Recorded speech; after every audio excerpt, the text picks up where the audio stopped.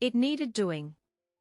The older man's truck was pointed in one direction, while the younger man's SUV was pointed in the opposite, both vehicles parked next to each other, their respective left sides toward each other. Both men talking to the other from their driver's seats, though their open windows. The older man was looking off into the distance, squinting in the twilight, as he digested what he'd just been told. The younger man waited, while studying his friend's profile. "Ski, I'm mighty tempted," said the older man. "Very, very tempted." "I can't do it," the younger man said. "You know how it is." "Yeah, I get it," the older man replied, scanning back and forth slowly across the parking lot they were in. "But you'll have my back though." "Yeah," Ski said. "We both know there's no redemption here. And I think, from his ranting in the cell yesterday, he'll go after her again. Just to prove he can. He's got a lot of grudges." The frown on the older man's face deepened. "We can't have that," said the older man, his chin dropping to near his chest as he sighed. "Nope," said Ski. The older man closed his eyes. The decision was easy to make, but the willpower to make the decision a reality was different. He discovered, with only a moment's consideration, that yes, he had the willpower. He certainly had the anger. "Tell me," stated the older man, leaning closer to his window and Ski. "He says he's got a salt lick set up on the south ridge of Cord's Holler. Near that patch of crabapple trees." "I know it," nodded the older man. "It's been a while, but I know it. I could bust him for having a salt lick and using it to lure deer, but we both know nothing's gonna come of it. And since he's been telling everyone he's going to go kill something when he gets out." Ski trailed off with, "Yeah," the man said, scratching at his goatee. "We know where he'll be. He has a blind, he says. On the top of the south ridge, about 50 yards from the salt lick. He puts out a salt lick near crabapple trees, and hunts from a blind." The old man shook his head. "That's sad. There's nothing positive to the man." Ski confirmed. "Not that I see. If it's on top of the south ridge, I assume he's a morning shooter?" asked the older man, checking the position of the sun. "That was my thinking." "Yeah?" the old man replied, the framework of a plan starting in his mind. "Okay. He gets out in 3 days." Ski said. "Is he going to go the next day?" the older man asked. "I don't know, but probably not." Ski answered. "I think he's gonna go get drunk, and spend the day fucking that Weiss girl." "Oh, no. Really?" the older man winced. "Janet or Crystal?" "Crystal. Christ, she's what? 17. I think she's 18. Ski said, shrugging in uncertainty. "I don't know. Around there." The older man shook his head. "Okay. I'll go scout it," the older man said after a moment. "You'll do it." "I'll do something," said the old man as he started his engine. The power plant of the big truck woke up and growled happily. "Mr. Miller, it's gotta be final." Ski said. "You know him. He doesn't get messages. He just gets worse."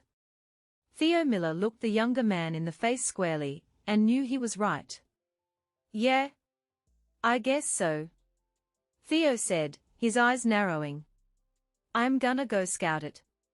Get word to me when he gets out, if you can." Ski nodded, and started the engine on his SUV. It made almost no noise. "Good luck," Ski said as he was putting it in gear. Theo just gave a "who are you kidding" look back, and drove off. Plus. 5 days later. It was an hour before dawn, and the sky was deep purple. Birds were making their noises overhead.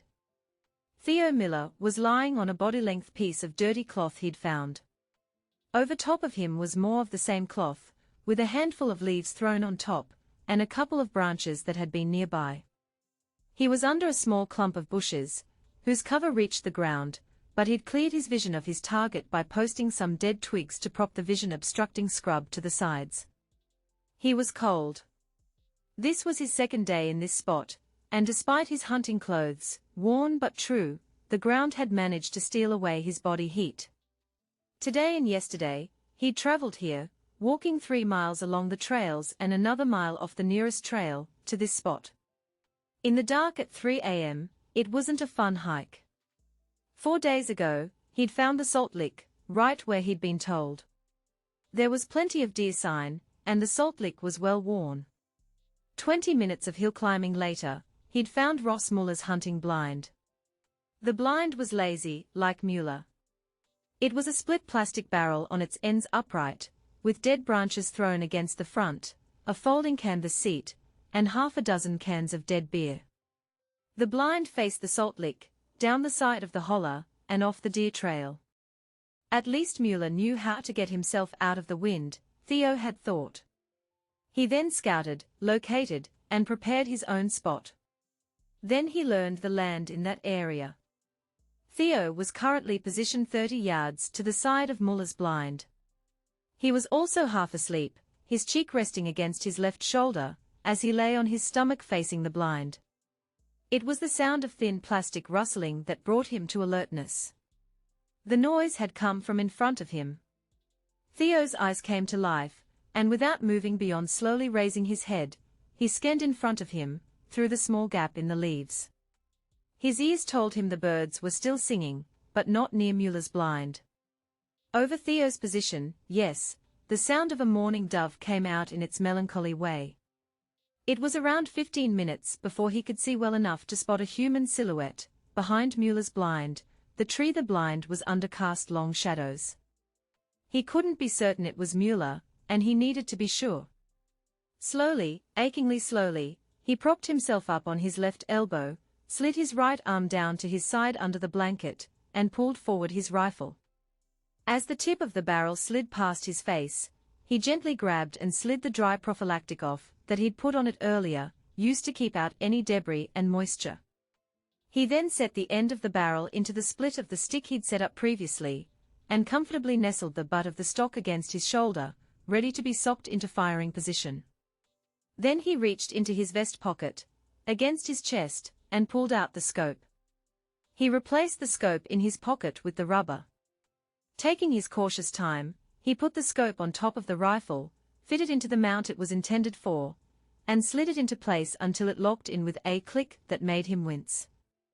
He judged that a deer would have heard the noise at 30 yards, and been put on alert. He knew a human, if it was quiet, paying attention, and knew how to filter things in his hearing, might have heard that click 30 yards away. It might be an exceptional human, but it had happened before. He was more worried about the dove near him being spooked. Theo waited. He wasn't cold anymore. The dove above him kept singing its sad tune. As he waited, the sky lightened to a medium purple. Royal purple, he thought. Theo's attention was grabbed when he heard a sound of leaves moving far down the hillside to his left. He didn't turn his head to look, but it was a sound from one spot, not the rustle of all the leaf clutter in the hollow moving in the wind. It was followed a couple of seconds later by a repeat. Theo thought it sounded like it was in a slightly different spot than the first time. Deer. Theo kept his relaxed gaze on the silhouette behind the blind. He didn't narrow his eyes, he needed the irises wide, so he could take in all the light he could. No sense in straining. He was pleased to again confirm that from his angle, there was nothing behind Mueller that would catch a round. The mental straight line he drew had the round going through the target, and then up into the canopy. Not a harsh angle, but enough. That was a concern. The rifle he was using, and the ammunition, he needed to think beyond the target. He thought he heard more movement from his left, in the low point of the holler. Minutes went by, and the sky was now verging on deep blue. The silhouette started to resolve. It was someone in a hoodie, drawn up against the cold, around the head. Stupid. It would hamper his ears, thought Theo. The figure was looking over the top of the split between the barrel halves, his rifle propped in the lee, gazing over it at something down in the hollow. Theo could make out the colors of the local high school sports team on the hoodie. A minute later, he could make out the face of Ross Mueller, his ex-son-in-law. Theo had a small surge of heat happen in that moment, in the back of his neck, which translated into a small tremor in his head that went away quickly. He always had that reaction when things were about to get real. Wait for it, Theo thought, as he watched Mueller's head come up, and his body shift slightly to try and see something better downslope. No patience, was Theo's conclusion. As he watched, knowing he wasn't going to have to rush until Mueller went into firing position, sighting along the rifle again, and as he did so, he let his own rifle stock slide down into shooter's prone position with a shrug. His fingers cradled, and he rested the index finger against the trigger guard. His thumb edge rested against the top of the safety lever. He sighted through the scope, and he decided his position was well worth the trouble. He had a good profile view of Mueller. He could see what he wanted on the man. He put the crosshair on the spot right about where Mueller's elbow would rest against his ribs, at the low end of his rib cage. I hope I get this between the ribs, Theo thought. Mueller pulled his head back slightly, setting himself into his seat comfortably. Then he lifted his rifle stock up to his shoulder and bent his head to sight at his target, down below him. Theo thumbed off his safety, put his thumb in the right position, moved his shoulder forward a half-inch to sock it into place, his finger came to rest against the trigger, and he waited. He counted 5 seconds. Mueller kept shifting himself slightly. Theo thought he couldn't aim well, which is why Mueller kept fidgeting. Theo kept his breathing shallow, so he wouldn't have to adjust his own aim. Holding this position, concentrating like this, could be draining if it went on long enough. He needed Mueller to take his shot. 2 seconds later, Mueller did. The flash came from the end of Mueller's rifle, and that was all Theo needed. As the sound of the rifle shot reached him, Theo's own finger tightened, and his own rifle reported. Mueller flew sideways out of his seat, his trailing foot leaving the ground, and kicking the split barrel forward as he went. His rifle spun away, landing on the hillside where it slid downslope a few feet. Mueller came to rest maybe a yard from where he'd been sitting, and then log-rolled maybe 4 feet before he came to rest against the trunk of the tree he'd been under. His feet were toward Theo. Theo reached forward quickly with his left hand, swept away his makeshift tripod, and brushed away the sticks he'd used to clear foliage out of his vision. His rifle came back as he sat up in the branches, interfering with his movement. He came up to a kneeling position, and brought his rifle to bear on Mueller, whose leg was moving, one leg, the one on top, kicking back and forth jerkily. As Theo came to both feet, he heard a wet coughing sound from Mueller. 30 yards past Mueller, Theo saw a green leaf drift down from above, another leaf, 10 yards further. If he drew a line, both leaves matched up with Theo's current and Mueller's former position. Good. There was no finding that round, Theo nodded to himself. He watched Mueller for 5 seconds, then Theo did what he'd run through his head in practice, many times over. He moved sideways a little, ignoring the branches and scrub as best possible, upended and gathered his blankets, dumping the improvised camouflage where he'd lain. Then, while watching Mueller as best possible, he pulled the blankets into a ball, stuffed it under his right arm, got himself back into two-hand rifle control, and stood back up to his normal height. He then spent 10 seconds with his eyes off Mueller, until he found and retrieved the shell casing. It went into his pocket to join the fun-time Jimmy. He noticed there was no animal noise, but he could hear wind sound. His hearing was coming back. Mueller's leg was still kicking, acting like Mueller was trying to move. It wasn't succeeding, simply kicking against the dirt in various places it could reach. Theo, moving in a controlled weight transfer established foot weight transfer motion, pushed himself out of the bushes, and approached Mueller, his sights constantly on the downed man. Cross-stepping as he advanced, Theo moved slightly uphill from Mueller, and then parallel, until he was 10 feet uphill from the man. The sound of wet breathing was the only thing to be heard. Theo watched for a moment, then two. He dropped the blankets, then he slung his rifle, and advanced to see the man he was killing this morning. Ross Mueller was on his right side, his stomach against the tree trunk. Theo could see the small bullet hole in Mueller's left side, a ring of blood around it, soaked into his clothes. Muller's arms were splayed out against the tree, his fingers clenching and twitching. There was blood on Mueller's face, around his mouth. "Hi, Ross," Theo said as he stood next to the man he'd spent 2 Christmases with in his home, watching him laugh and give orders to his daughter. Mueller coughed, and there was a ribbon of bloody spit that came from his mouth. "How you doing?" Mueller seemed to register Theo's presence at that, and his head wobbler moved to try and gaze up him. "Let me help you," Theo said, kneeling, and placing his left hand on Mueller's shoulder, while keeping his right hand on the hilt of his belt knife. He pulled Mueller over toward him, bringing the younger man to rest on his back, which Theo knew would speed up the process of dying. Muller's eyes rolled, and then fixed on Theo's face. With another bloody cough, recognition showed on Muller's countenance. "Yeah, it's me," Theo said, not unkindly.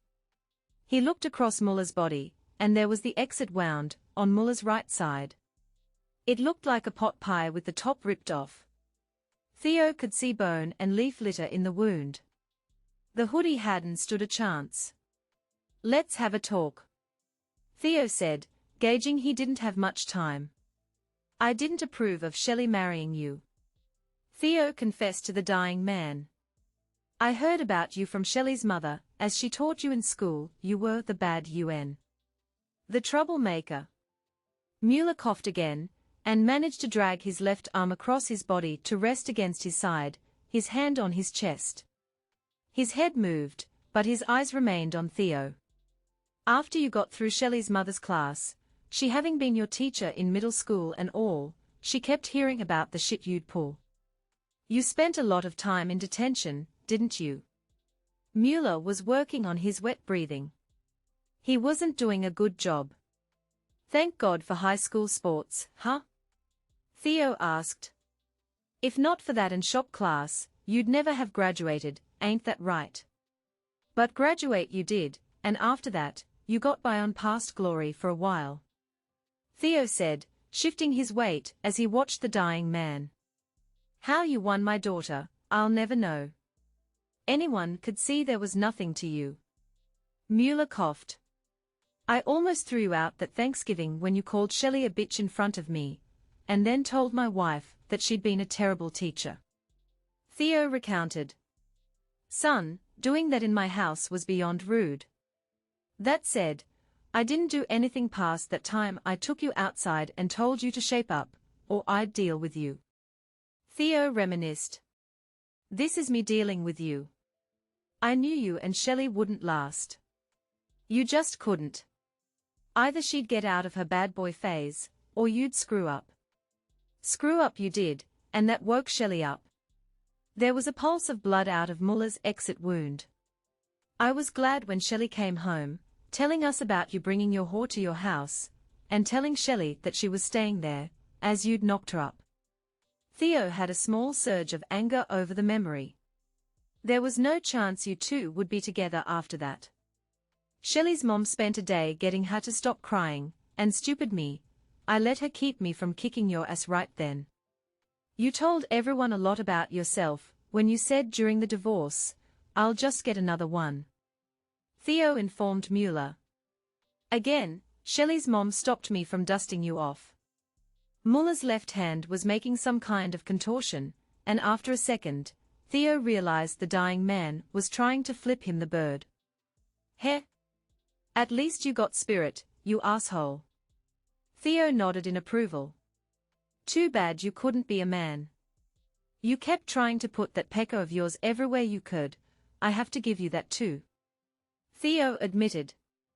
"You stirred up a lot of trouble. A lot. If it wasn't for your uncles, but you were smart enough to keep from causing trouble outside the jurisdiction, weren't you?" A gout of blood erupted out of Mueller's mouth, to run down his neck and into his hoodie. Fuck. Theo was disgusted, recalling these memories. I don't know how. Your uncles should have been thrown out of office. We all knew they was covering for you, you piece of shit. Last year, when you ran into Shelley at that bar and she was with her new boyfriend. Theo told Mueller, while scanning the holler for activity. You just had Tilda to try and be an even bigger asshole, didn't you? You two are divorced, numbnuts. And you never owned Tilda my daughter. Theo focused on the man's eyes, which looked bleary. You and your buddies should have been in jail for beating her boyfriend Link like you did. 4-on-1, you are such a coward. The sexual assault charge should have put you away for a long time, not that pissant month in county. But when you got out, Link got you, didn't he? Theo asked. He rolled right up on you, and you didn't have your friends. Taught you one, didn't he? Did you ever get those teeth replaced? Muller's left middle finger seemed to be trying to extend. You know, a man would have accepted he'd been wrong and taken the beating. Sulking about it would have been okay, it's understandable. Theo lectured. But you just can't be a man, can you? You had to find a way for revenge, didn't you? We all knew it was you that did it. Theo leaned down to tell this to Mueller. He wanted to look him in the eyes. We may be rednecks, but we ain't stupid. Well, you are. It ain't hard to figure that the car that hit Shelley came from the used lot you work at. Especially when that part of her shirt was found in the underside. Yusonovich, it'll be amazing if she walks again. She can't have kids now. She's going to have so many surgeries, that's my daughter, you shitstain. Theo stood, and looked down at his victim. After this, I'm thinking of going after your uncles. Theo said. If they'd done their job on you, just once, none of this would have happened. None of it. Fuck. Theo knelt down again, and into the face of the man dying in the woods at his feet. His hand was still on his knife at his side. My wife wanted grandkids, and you've taken that away from my family too. Theo whispered. Part of me hates my wife for letting her stop me from taking you to task years ago. What you've done to us. Mueller managed to get his finger extended in the time Theo had been talking. However, he lacked the strength to lift it. So, I finally got you. Theo told Mueller. You end here. Drowning in your own blood. But before you go, you need to know this. Theo spoke clearly, and with relish as he looked his former son-in-law in the eyes. When I get to hell, I'm going to kill your ass again and again. Muller's eyes rolled, and started to close. But right now, I'm going to stand here and watch you die, you Sonovich. Plus. The next day, after nightfall, Theo Miller went under the chain-link fence around the county junkyard, dusted the dirt off, and headed to the big steel building on the end of the lot. His path kept him from being seen by the security cameras, mounted high on the front of the building. He approached the side bay door. Rolling the door aside after unlocking it, he then clicked on the flashlight he'd brought, and looked around until he found the metal grinders. He started the bulk grinder, and watched as the big gears churned, their jagged grabbing teeth rolling counter to the gears alongside them. He made certain the bin underneath the grinder was set properly, and then he threw the rifle he'd murdered a man with, wrapped in the 2 blankets, into the grinder. The scope he'd left at home. It was a good scope. Once the grinder spit out the large chunks of wood, metal and cloth, he rolled the bin over to the fine grinder. He added some small debris, as well as some bleach he'd seen sitting nearby. By the time he'd put back the bin for the bulk metal grinder, the hopper under the fine grinder had a mishmash of coarse powders in it. Good enough. He ran the soggy mess through the fine grinder again, to be safe. Then he dumped the filings and wood shavings into 3 plastic shopping bags he'd brought in his back pocket. Very handy things, those bags. Lots of uses. He ran water from the hose through the grinders, placed everything back as he found it, shut things down, exited, closed the sliding door, and locked it behind himself, walked back to the fence, and took his leave from the junkyard the same way he'd entered.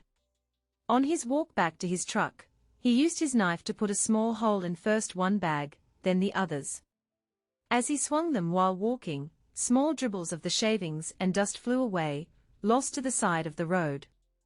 By the time he got to his truck, the bags were mostly empty. The soggy bags found a new home in the dumpster behind the convenience store. The next morning, Theo went to visit his daughter in the rehab hospital, to relieve his wife who had spent the night there. 2 weeks later. Shit! Sheriff Mueller uttered. He and several deputies were working the scene in the woods, with several techs from the state police, at Cord's Holler. The body had been called in by a father-son set of hunters, out scouting the woods. They hadn't contaminated the scene much, and been as helpful as they could. Shit! Sheriff Mueller said again. He watched as his deputies moved through the area, trying to find anything. Mueller didn't think much was likely. The body of his nephew was dead more than a few days, allowing for the gnawings on the corpse, if he was any judge. Once the wallet with his expired driver's license was found, along with the wrappers for 2 power bars, it had been easy to identify and confirm it had been Ross. It had rained twice over the past 5 days. He knew using dogs would be worthless. He hoped that the shooter had made some kind of mistake. A shell casing would be excellent. The exit wound on the body had been frightening. Whatever the round was, it wasn't made for deer. I got around, I think, came a shout from downslope, in the holler.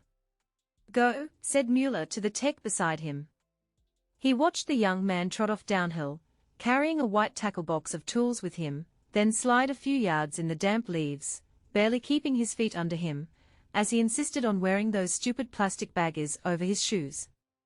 Mueller could only roll his eyes. 20 minutes later, the tech gave his report as he dropped the mildly flattened round he'd dug out of the dirt into its baggie. He'd put a little neon red flag on a wire into the spot he'd pulled it from. The other tech was taking pictures of the spot in the dirt. What is it? Mueller asked. I don't know, started the tech. I need to take it to the lab and... It's a 30-06, said Deputy McHenry, as the tech peered at the bag he held in front of his face. Christ, it's easy to see. Yeah. Agreed the tech. Mueller looked upslope, to where the hunting blind his nephew used had been. Same ammo that the rifle we found used. McHenry said unnecessarily. No shit, asked Mueller sarcastically. Well, it sure wasn't what killed Ross. McHenry said with mild irritation. Whatever it was a lot meaner. Mueller just grunted in agreement. Sheriff Mueller wore a scowl, as he ran his eyes across everything in sight. The only chance they had was if the shooter had dropped something, anything. Then maybe he could get these college kid techs to do some lab magic, and put him on a trail to something. After an hour, Mueller's irritation was still growing. If nothing was found, for convenience's sake, he'd have to write this up as a hunting accident. Aside from that, there may be some unofficial avenues of search. People he could press. Ross had been a monumental pain in the ass, and Mueller had worn himself out calling in favors to keep this particular shithead nephew from getting sent up. Ross had no shortage of enemies. That army vet he'd stolen the car from. That girl he'd raped. Gotten drunk and had consensual fun with, That guy who Ross had mercilessly bullied in school, who was now supposedly going to run for mayor. That other girl Ross had partied with. The dealer Ross and his buddies had rolled, thinking that meth dealers wouldn't want to draw attention to themselves. Except that dealer was part of a redneck meth network, and they were pissed. That girl who he'd hit with that stolen car, after her boyfriend had kicked Ross's ass. The boyfriend had already gone after Ross once. Wait, wasn't that the same girl he'd been married to? Christ, what a pile that was. Ross's former boss at the landscaping company, after Ross had sold one of his big mowers. Then Ross had paid the man a visit later with his friends, and convinced him to not press charges, and he'd dropped his uncle's names too. Every bar owner in the county. Every food joint owner in the county. Shit, the list went on and on. Frick! Mueller yelled down holler. Got anything? The shouted reply was negative. Smith? Anything? Again, the answer was nothing. Morales? Hey! Morales? Find anything? Morales had not seen anything yet. Frankowski. What you got? I got deer shit, the young man shouted back.